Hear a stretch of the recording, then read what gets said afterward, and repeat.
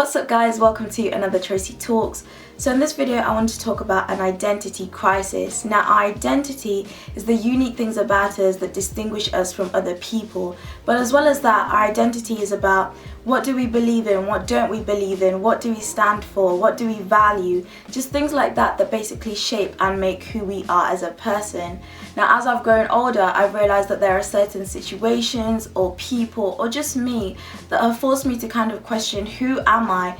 And so this video I wanted to make for those people who are also in an identity crisis, they don't know who they are, and basically talk about the situations that do question us as people and how we can go about resolving them. The first thing that might cause an identity crisis is the opinions and influences of others. So for some of you, you may have parents that want you to follow a particular career path that you're not really interested in, maybe because you're passionate about something else.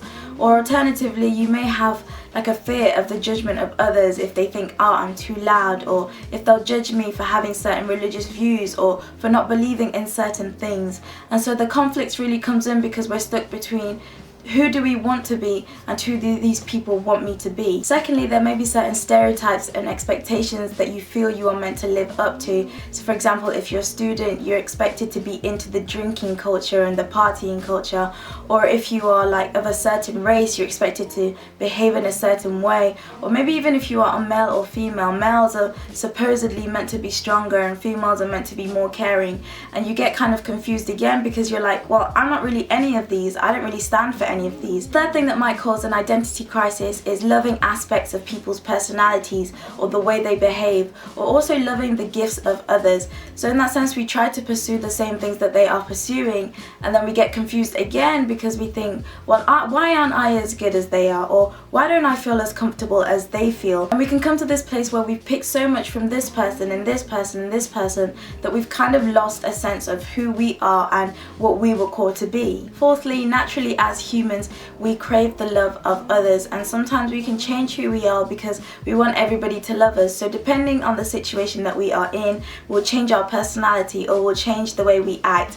And don't get me wrong, like there's nothing wrong to adapting to certain situations, but when you are just randomly transforming into somebody else, then it can get you again very confused. And so we get to this place where we feel the pressure that every time we are in certain situations or with certain people, we need to act a certain type of way because that's really the way that they love me, and if I try to be anybody different, they're just not gonna love me anymore. Fifth thing is social media. So for example, you might watch 15 minutes of somebody's 24-hour life on YouTube, and suddenly it makes you question who you are as a person because you think, wow, they're living this great life, they never get emotional, they never get upset, so I need to stop getting upset all the time. But we forget that everybody is human and people only really share aspects of their life that they want you to see, and most of the times those aspects are the great ones. Sixth thing is changing situations. So for example, coming to your new university, starting a new job, starting a new school. These are all things that make us question who we are because we come across so many different people and so many different situations that make us have to make certain decisions that we've never had to think about before. And then it really also makes us question who we are and what do we value again and what do we believe in. So with that being said, how do we start to overcome an identity crisis?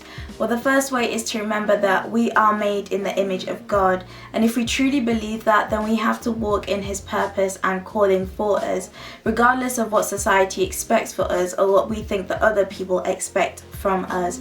And remember that the Bible says, do not conform to the ways of this world, but be transformed by the renewal of your mind. So we have to remember that God made us all uniquely, and that uniqueness is what is going to take us to where we need to be and where He wants us to be. If you're struggling with who it is God has called you to be, then why don't you just ask Him? Secondly, you can ask yourself, what kind of person do I actually want to be? What kind of beliefs and values do I want to hold? What kind of personality do I want to have?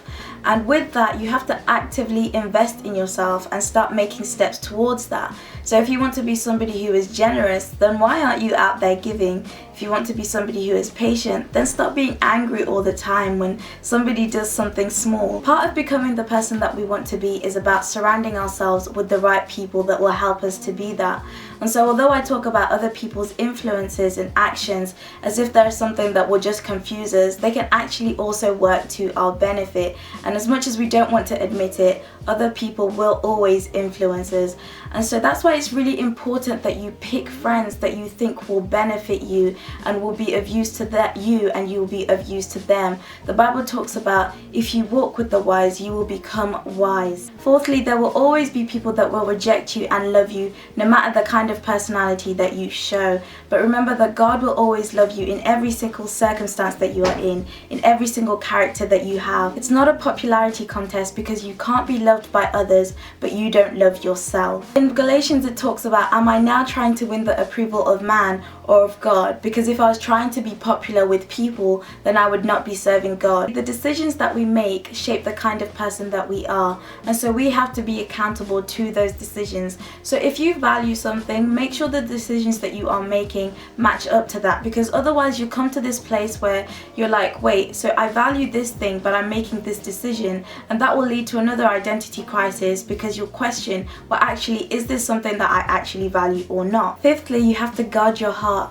You have to remember that just because people show certain characteristics of themselves, or just because social media posts certain things, that doesn't mean that that is true to reality. We have to be content with the kind of person that we are, because sometimes social media can make us chase something that is unobtainable, but it makes it appear obtainable. And lastly, you have to be patient with yourself. I think every day I've learned something new about myself, and I've actually realized that for the rest of my life I will be learning something new about myself. I will never fully know my own identity, but part of knowing your identity is accepting and loving who you are. And so each and every day, love every stage of life that you are in, because the more that you start to love yourself, the more that you will own every single aspect of your life, weakness, strength, everything. So I hope you guys have enjoyed this video. Thank you so much for watching, and I will see you in my next Tracy Talks. A bond between two or more girls, not always related by blood. They always tell the truth, honor each other, and love each other like sisters. So for me, the way I understand sisterhood is about how can we as women generate a relationship between each other, or a friendship between each other, that is genuine and uplifting and, like, unifies us.